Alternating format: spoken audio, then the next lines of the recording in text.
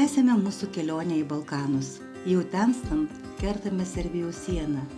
Iki Suboticos mūsų antros nakvynės vietos tik keliasdešimt kilometrų. Atvykus tenka palaukti 15 minučių, kol šeimininkai atveža raktus ir įleidžia į apartamentus. Valgomasis virtuvėlė. Ir visas šitas malonumas kainuoja 50 eurų.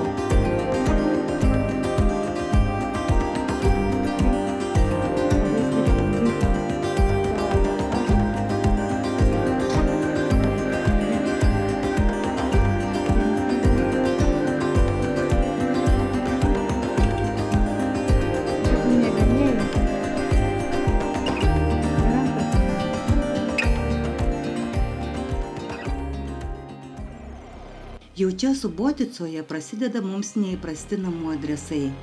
Duodamas tik gatvės pavadinimas, o namo numeris nenurodomas arba jo išvis nėra ant pastato. Tenka ieškoti pagal koordinates ar viešbučio pavadinimą, kurį kartais sunku pastebėti.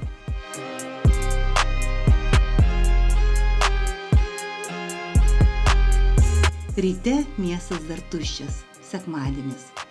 Vaikštome jaukiomis, žaliomis Suboticos gatvėmis.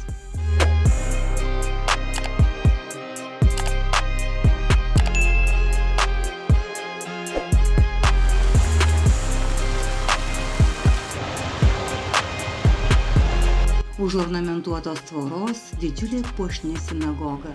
Ji pastatyta 1902 metais.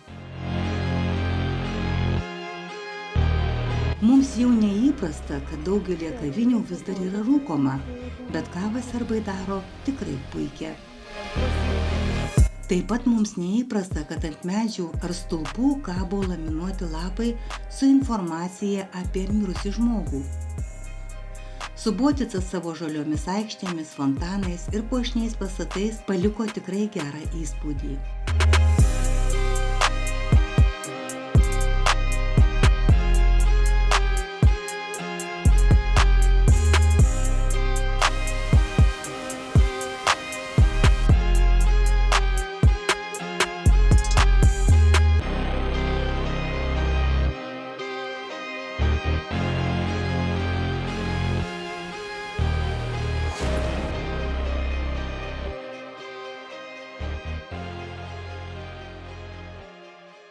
Važiuojame toliau. Už 100 km pasiekėme Novi Sad. Novi Sad yra antras pagal dydį Serbijos miestas ir autonominės Vojvodinos provincijos sostinė. Jis dar vadinamas Dunojaus Gibraltaru, kilęs nuo imponuojančios Petrovaradino tvirtovės, kuris stovi ant kalno virš miesto ir istoriškai buvo svarbus gynybinis punktas prie upės.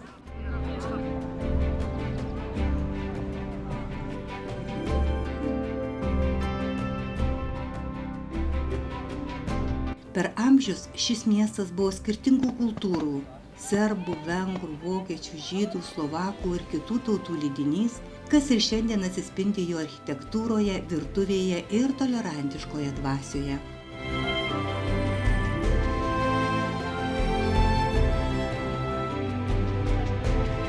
1848 metais Novi Sad buvo trumpai gyvavusios serbų Vojvodinos sostinė. Nors 1999 Balkanų konflikto metu miestas buvo bombarduojamas NATO, bet vėliau gražiai atstatytas ir atkurtas. Beklaidžiodami senamiesčio gatvelėmis užsukame į koloritinį restoranėlį ir skaniai pavalgome.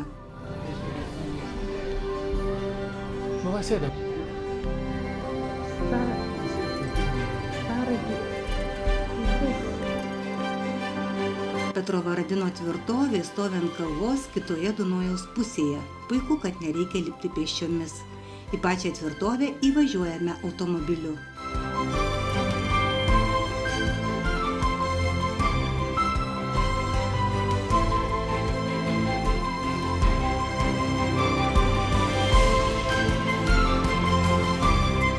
Laikrodžio bokšto rodykliai sukonstruotos taip, kad žvejai Dunojuje galėtų matyti laiką iš tolo.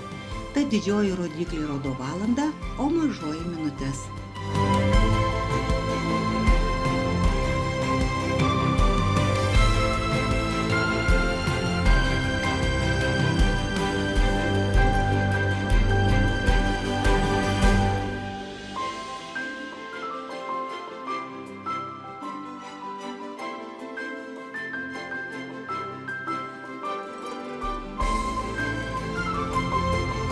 Belgradas iš tolo pasitinka savo dangoraižiais, sovietinio stiliaus namais ir grafiti išpaišytomis sienomis.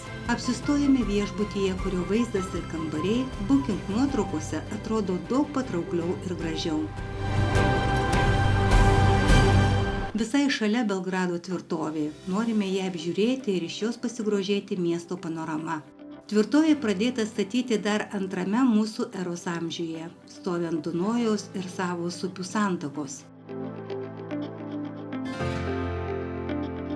Forte yra didelis parkas, keletas muziejų, bažnyčia.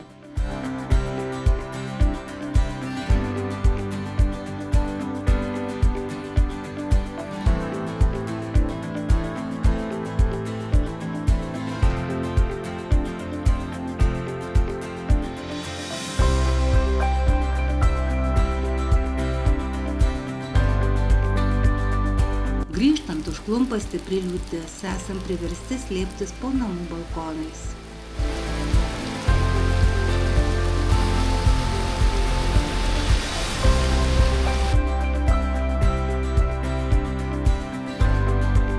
Kitą dieną per transporto spūstis braunamės į patį Belgrado centrą, bet neišvydę nieko ypatingo, pro didžiausią Balkanuose stačiatikių Šventojo Sorbos bažnyčią sukame Šiaurės Makedonijos link.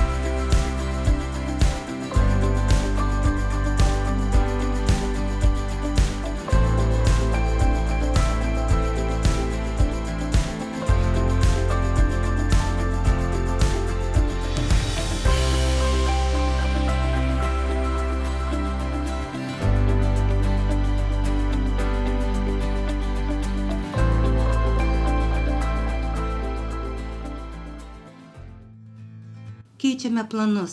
Nusprendėme praleisti vieną Balkanų šalį Kosovą. Mat buvo rizika pastrikti ant Serbijos-Kosovo sienos. Norėjosi labiau pažinti Šiaurės Makedoniją ir Albaniją, todėl nusprendėme nebedaryti lanko į Kosovą.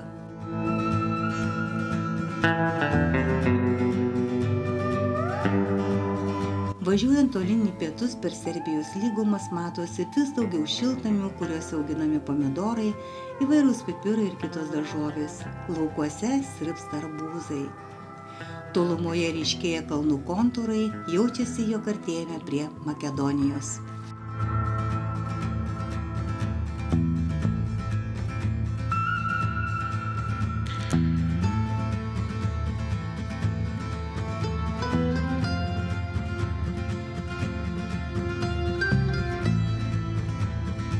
Jei patiko šis mūsų video, nuspauskite nykštį į viršų.